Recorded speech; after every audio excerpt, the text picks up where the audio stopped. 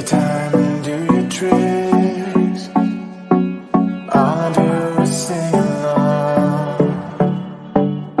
Yeah, I need you around for brighter light and firmer ground. When you believe in me, love is gonna set me free.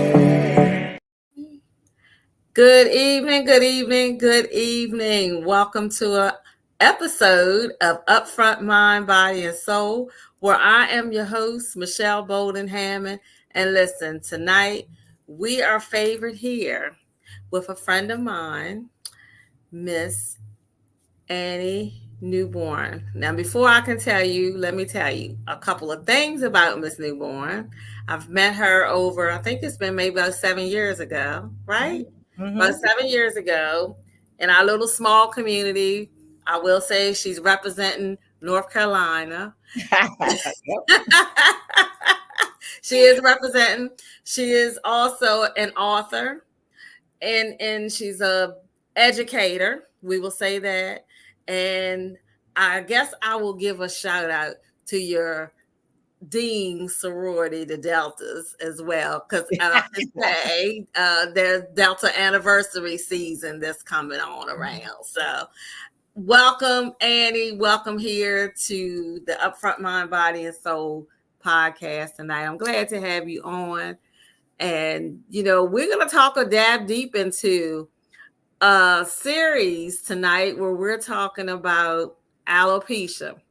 We know that this has been something that is on the rise, but actually it's been around for a minute. But now there's more attention to it. I think maybe a lot of entertainers are really breaking into it. But also, I think it has a delve into the arena basically because people are being their natural selves. But there are some things why we want to get an understanding of it. And I know this is something that, you know, has affected you in your journey. So, Annie, again, welcome here. So just give that little background of who you are. Phenomenal. I love your spirit. Can you start to share your experience, you know, from the beginning to now on alopecia? First of all, let me say thank you, Michelle, for having me on your show this evening. I'm truly honored and, you know, favored as you start. I love that you start out with that we're favored here. I truly feel favored. So my alopecia journey started, I would say, more than like 10 years ago. Really thin hair is basically runs in my father's side. I would say my father's side of the family. So we always have very dry, brittle hair. So my hair really has always been short, never grew really long. And about, let's say 10 years ago, I was going to a hairdresser and she told me that she noticed a bald spot at the top of my head. And so I was getting weaves. I was getting weaves done. I used to get, you know, different weaves and braids. I never wore wigs, but I would get weaves and braids and, you know, styles like that. What people call now protective styles to protect their hair. But that's what that was the norm, especially when weaves first hit the scene in braids. I had them down, you know, down almost, you know, to my hips and everywhere. And so this hairdresser she was a really good hairdresser. Her name was Sheikah. She had told me that I had a bald spot on top of my head. Never paid any attention to it. I was like, girl, just go ahead and weave that up and keep it moving. And then over a period of time, I started noticing that my hair was getting thinner, more brittle. And I, again, did not pay attention to it. Just kept, you know, doing sew-ins, glue-ins, weaves. And so finally, I was taking a shower one evening, and as I'm shampooing my hair, and as I was washing my hair, it was just coming out in clumps in my hands. And I was like, okay, so what is this? So I went to a dermatologist, local dermatologist. I'm not gonna say who. And basically, they came in the room, and they were like, matter of factly, you know, you have alopecia. And I was like, no explanation what it was. Like, you have alopecia, you have your damaged hair follicles, and your hair's not going to grow back. That was pretty much what I was told. And then they walked out of the room. Before they walked out of the room, the doctor said to me, set up a biopsy with the nurse, schedule a biopsy with the nurse, and just walked out. And so I got really annoyed and frustrated and said, is this what I'm paying my $20 copay for? Like, there was no information, no empathy, no explanation as to what I was dealing with. And so again, I went back to just gluing up my hair and well, by that point it was too thin to even do sew-in. So I would literally just glue hair basically onto my scalp. And so my hair, it would grow on the sides, but it would not grow in the center right here. It was a traumatic. And so I wore a lot of weaves and extensions, but people did not know, unless they knew me, they did not know that was not my hair, because I was obsessed. I will say the word obsessed at not letting people know my secret that, I was going bald. And I believe that the reason why I took that stance at that point in time was because there's so much stigma connected to hair. And so I did not want anybody to know my tell. And so I'm a former teacher of the year for Talbot County. 2016-17, I was awarded teacher of the year for Talbot. Yes, second African-American in the history of the teacher of the year program in Talbot County. And we all went to this, all the other teachers of the year from the state, we went to this retreat. And there was one of my coworkers, I won't say her name, but she was flying a drone. And somehow with her playing with this drone, the drone landed right on top of my head. And the more she was trying, she was nervous, I'm nervous, everybody was in shock, because it's just like it just hovered and just fell right on my head. And the more she was messing with the gears or the little levers, it was twisted. The propeller was twisting itself in my hair. So I was like, stop, because I was more afraid that she was going to do something and it was going to be like a TV show where they just snatched the weave off your hair. So I was like mortified at that point. But I just downloaded, downplayed it, laughed it off, and he and everything, laughed it off. And I went in the bathroom and I like cried silently in the bathroom stall. I was just traumatized at that point. I was like, oh my God, I would never go out. If I had a hair appointment to get my hair done, I would take out my hair, wash it and everything, and get it ready for the person that was going to style my hair. I did not go out. My hair was covered up. And it was like, it had to be done. I would stay in the house all day and nobody, my daughter knew. And my daughter used to do my weaves for me as well, but no one would know my secret. And so fast forward, in 2018, I moved to the Middle East. I moved to teach over in the United Arab Emirates. And while I was there, I met this young lady, this beautiful, beautiful young lady who she was bald. I didn't even know what alopecia was at the time. Still didn't know. She was bald, but she was just so beautiful. And she just exuded confidence.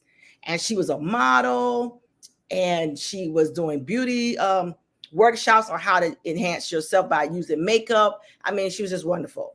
And I met her. Her name was Kimberly Carey. And I will say her name, Kimberly Carey, because I give a lot of props to her. And I just was like, oh my God, I wish I could just do that. I could walk around like that. It just comfortable skin. And we got to know each other, and she shared her alopecia story with me. And so one of the things that she said to me, there were three things that she said that was the most important. Number one, she was like, hair is an accessory, it's not a necessity. If you don't like the way you look with no hair, she said, girl, you can always go buy you a wig and put some hair on. It's an accessory, not a necessity. Number two, she told me that I needed to get out of my own way. She said, when you get out of your own way and allow God to use you, that's when things will change in your life. And number three, she was like, stop talking about it. If you decide to go bald, then you need to own it. Those were the three things that Kimberly Carey, out of all the things she said, those are the three things that have always resonated with me. And so one day in November of 2018, while I was still in the Middle East, I just woke up one morning and I just shaved off all my hair. I had been playing around with the idea, but because I was wearing turbans and different styles, and the little Emirati children over there were like, "Miss, are you converting?" And I was like, "Converting to what?" They thought I was converting to Islam because I was tying up my hair because I was experimenting with reps. Because again, I was so afraid of individuals knowing. So then when I cut my hair, I came out of it, so to speak. And for the first time in my life, I saw just how beautiful I really was. Not to say it in a vain type of way, but I saw, because we as Christians believe that, we are made in the image of God. And it was like, I saw me for the first time, and I literally cried because it was like, I could not believe how I looked even more beautiful without this hair. And so I was still not comfortable. I would get real defensive if somebody stared at me if they stared at me 2 seconds longer than I felt like they were staring at me, I'd be like, "What you looking at?" Like attitude, the whole thing. Like, what are you staring at me? And finally, a good friend of mine named Octavia said, "Maybe they're just staring at you because you're so pretty with." Oh, yeah. She was like, maybe that's why they're staring at you. Like, you're looking at it as a negative, but they may be just looking at how you look and how you're carrying this. And so that was a mind shift too. But to me, having alopecia doesn't really have to do with the physical or the outside. It's what's had on the inside. Mm-hmm. So going back to what Kimberly said, to own it. And so that's really what I started to do. And so I started getting facials and doing a lot of pampering. And then COVID hit. And so when COVID hit, Kimberly was, she's an entrepreneur as well. She was trying to venture out into a new thing where she was basically doing makeup sessions virtually, because everything was virtual during COVID.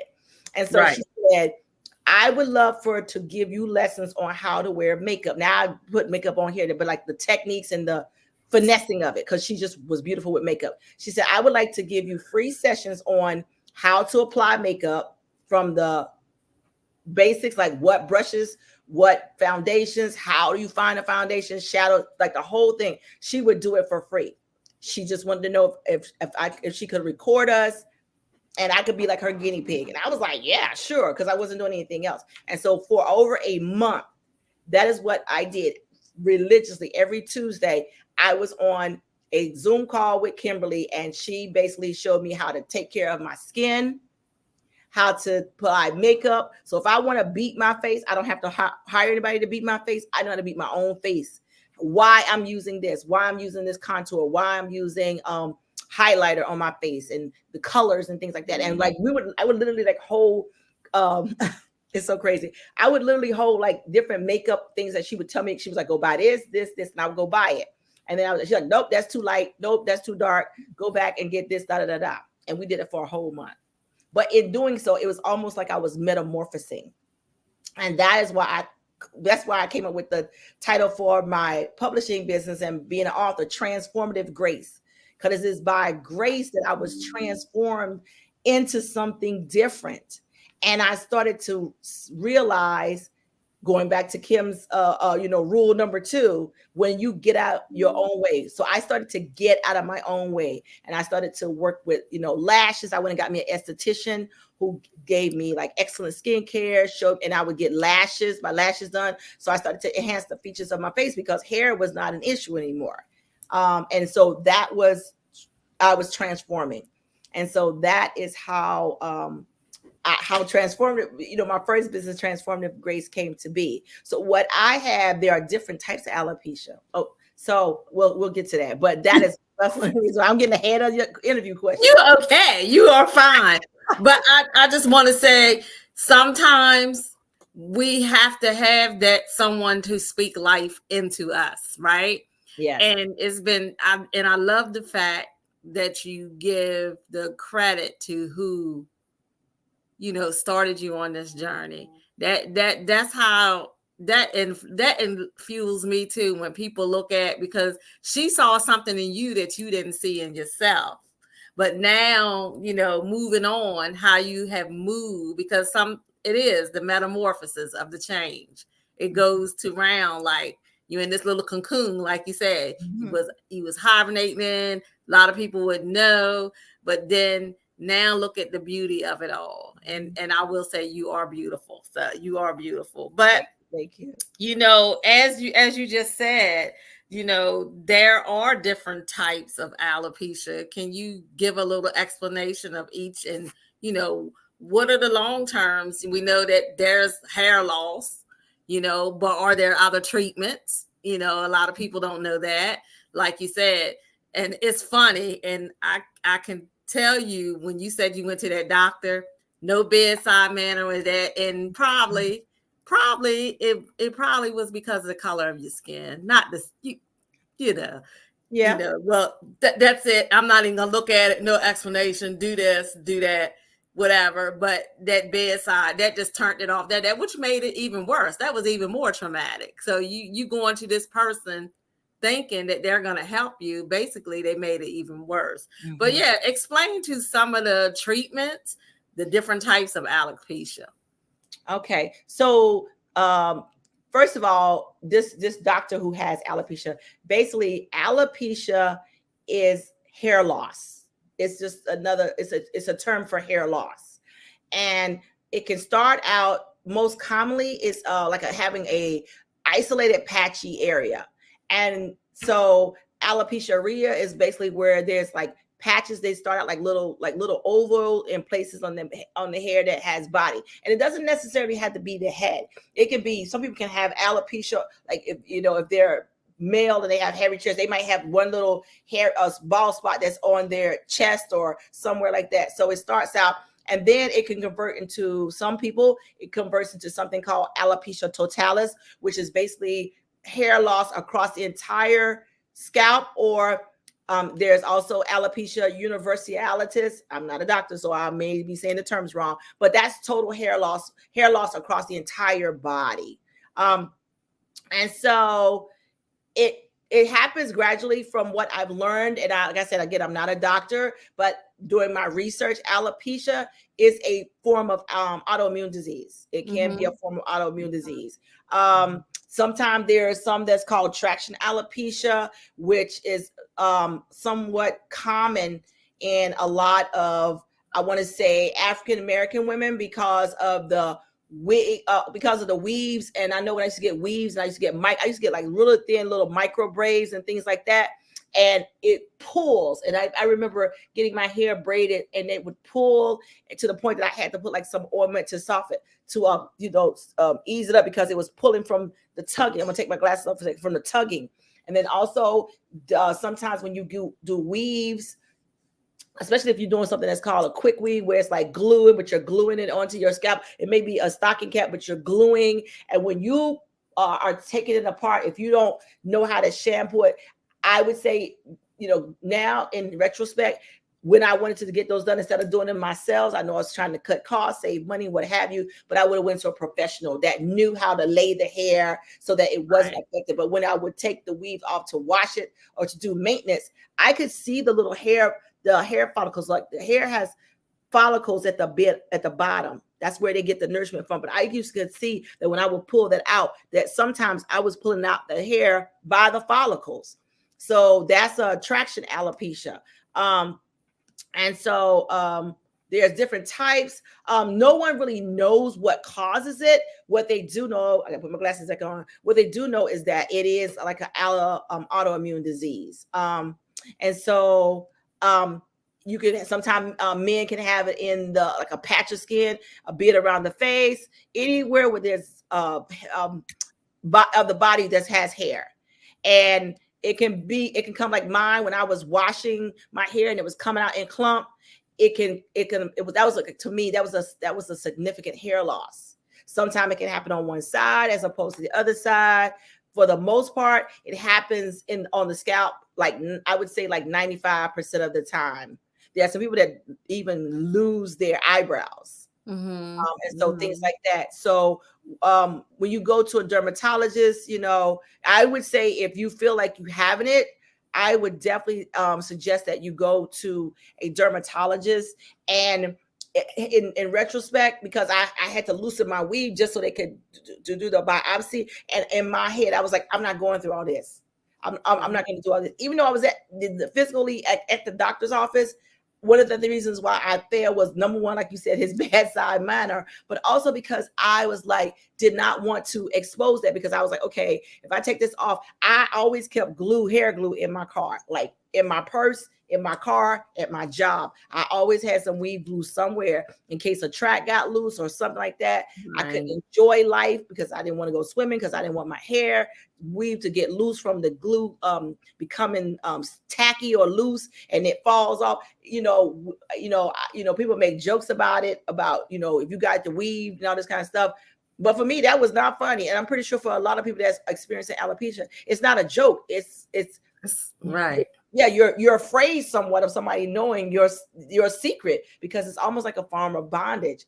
And so treatments, I would say, recommend go to a dermatologist and have a dermatologist and press to them to explain what this is, because you are paying your money to receive sound medical advice. Mm-hmm. And I would say press them on them and say, well, what is that? What causes it? What's the treatments?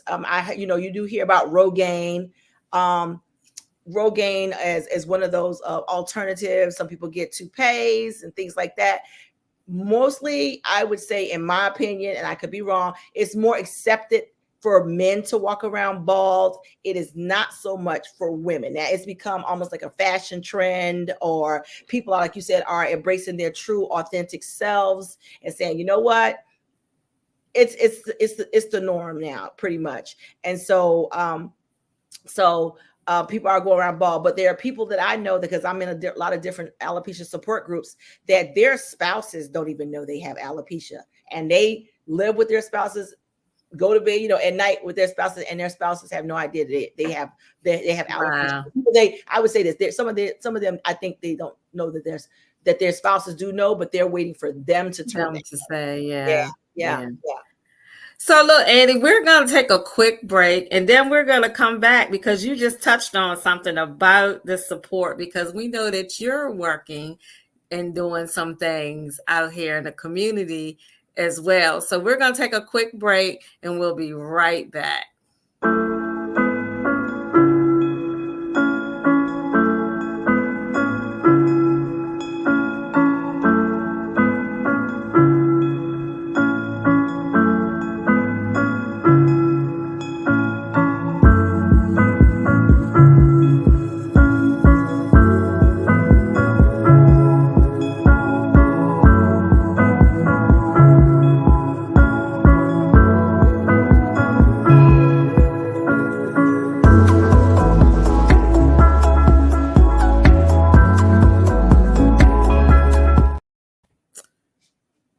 Welcome back to the Upfront Mind, Body, and Soul, where I'm your host, Michelle Bolden Hammond, and I am here with my special guest, Miss Annie Mewborn here. And before we left off for break, she talked out before we went to break, she was talking about support groups, because I think you on to something, sis. I think you on to something.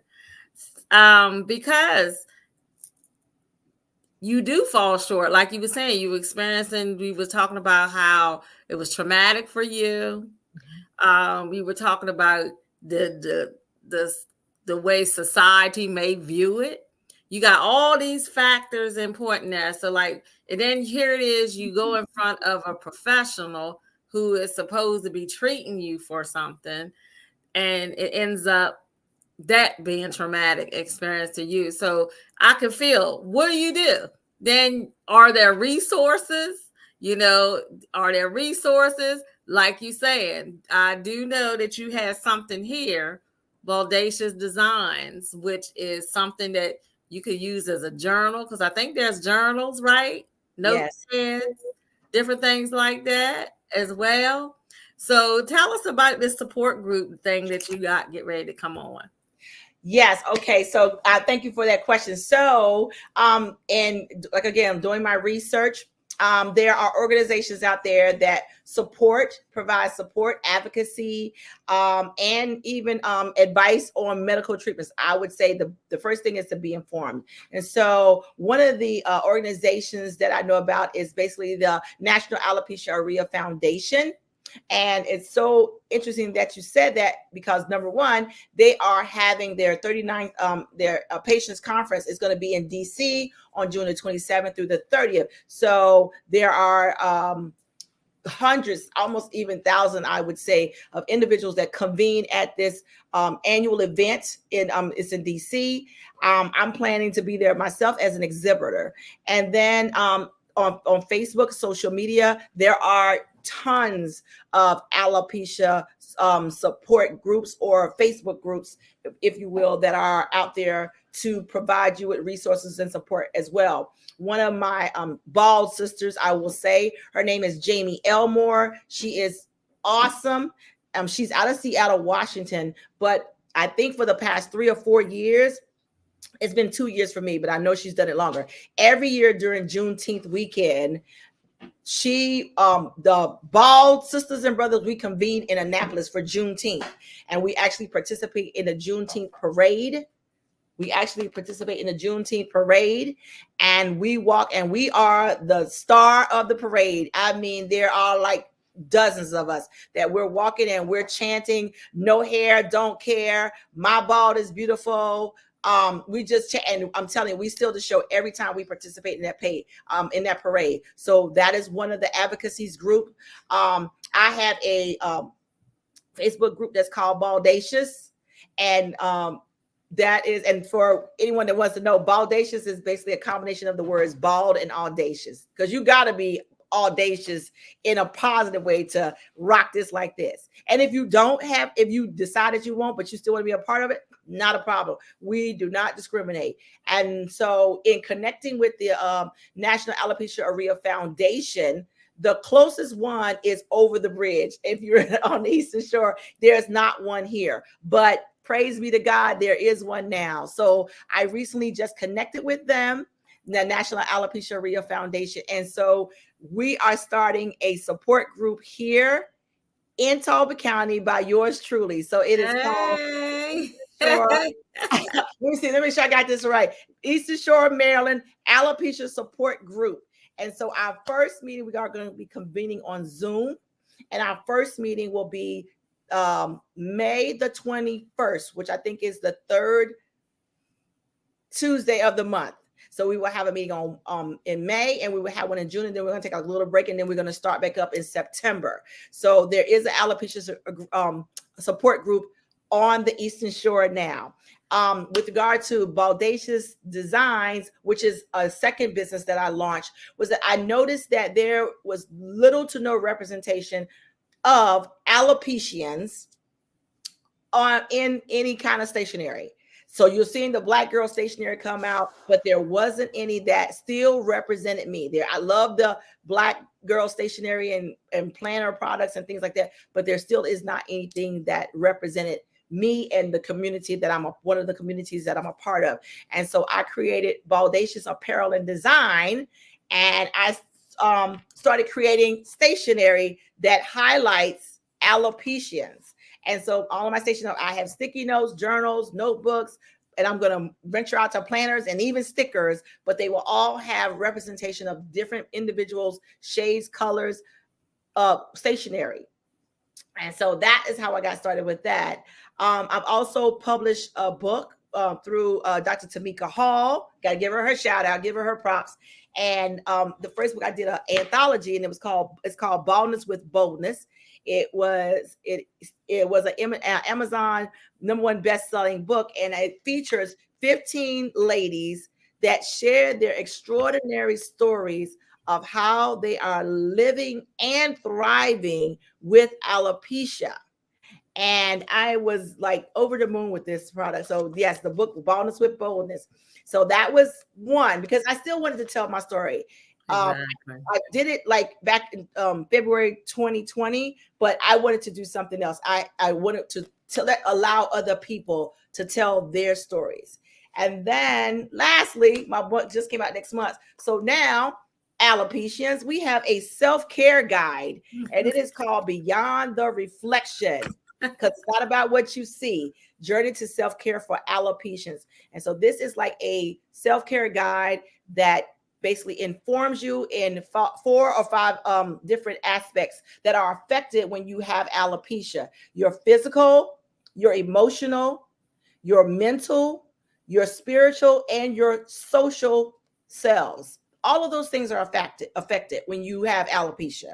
And so I created this self-care guide. And then there's also, it talks about the different aspects of self-care. And then the second part of the book focuses on a 4-week journaling. There's activities, things for you to do, write reflections as you're going with it through the alopecia journey. So to anyone that's going through alopecia or hair loss, I want to say to you, you are not alone. There are communities out there. Stay informed, get in Facebook groups, and there is no judging in any of the Facebook groups that I'm in. But the support group will be coming May 21st.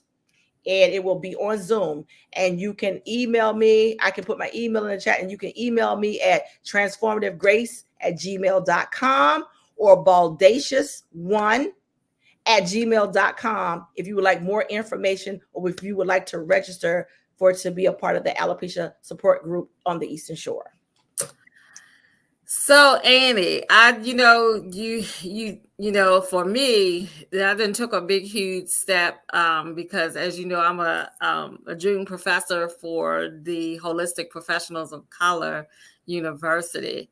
I will actually reach out to the CEO of the school, because that could be a course that you can write, and I'll give you the referral for that. And just to say to that, you see a lot of holistic health out here, but there's also remedies that you also can use for your hair as well, instead of using all the chemical stuff, which it may be reversing of why we're having some of the hair loss. But there could be some other, I see some collaboration with that. And I'm proud to say that I am actually the Maryland State president for Holistic Professionals of Color Association here. So I keep telling people Maryland might be small, the Eastern Shore might be, some people from across the bridge don't even know nothing about it, but you better start venturing out. That's all I can say, because we have a lot of history here. So we got a lot of people who do a lot of good work here. So I am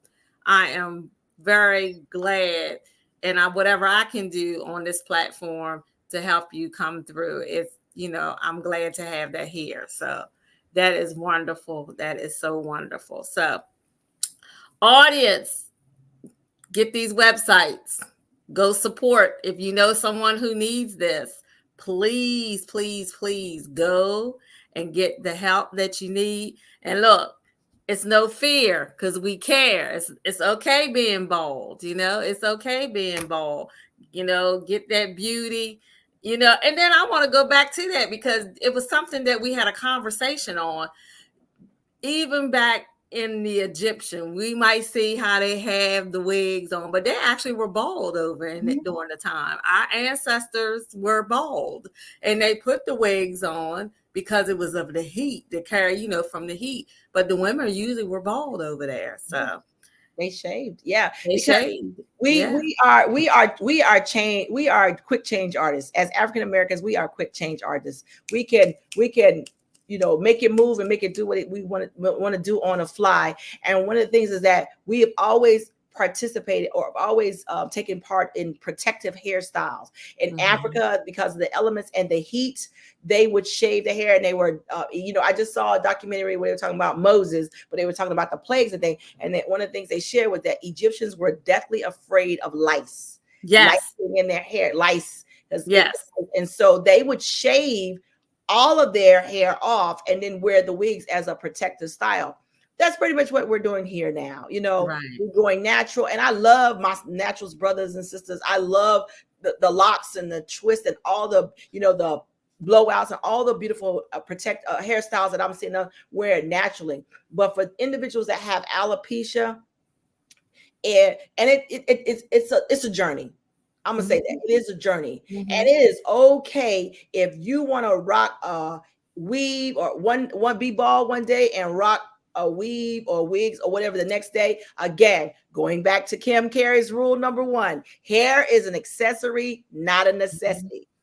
You don't need it, but if you want it, it's there. I wear, I wear hats in the wintertime. And that was one of the things I love about it, was that finding ways to rock hats. I have a soror that actually she has alopecia, and she actually has started a hat line that where for individuals that have alopecia. She is got the most phenomenal hat designs that you want to see. So scarves and wigs and turbans and things, all those, the possibilities are endless. That's great. The possibilities are endless. That is so great. Well, Annie, I would like to say thank you so much for sharing your journey with us, the audience, tonight. And again, audience, please go and look her up and support this cause. Or if you know someone who has, or if you have some other information that she can put in a resource guide for those. So if those who are watching, some of my holistic health professionals, if you know anything in that area, naturopathy, all of that type of stuff, that helps as well. So Annie, we appreciate you for taking the time out for coming here tonight on the Upfront Mind, Body, and Soul.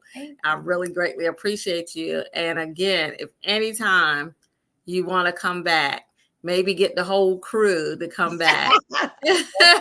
Anytime, you are welcome here. You are welcome here. So, audience. Can I say one thing before we go? I know you gotta go. One thing I want to say about one of the reasons why I named my business Transformative Grace is that God has extended the grace to us, and we have to extend that grace to ourselves. We extend it to other people, but we also need to give ourselves that grace to transform, and it's okay. And so I just wanted to say that last little bit, but thank you so much for having me. I have enjoyed every bit of this. Thank you. Thank you again. So audience, as I had said earlier, and every week I have this mantra on the show. A lot of people here are looking for that hope, but this is what this Upfront Mind, Body, and Soul here. We want to promote the inspiration and the wellness for you to be well holistically. Holistically, that means the whole mind, the body, and the soul. And just to let you know, if you don't feel that you are loved, or you think no one loves you, just know that you are loved here at the Upfront Mind, Body, and Soul, where I'm your host, Michelle Bolden Hammond, and we will see you next week. Have a great week.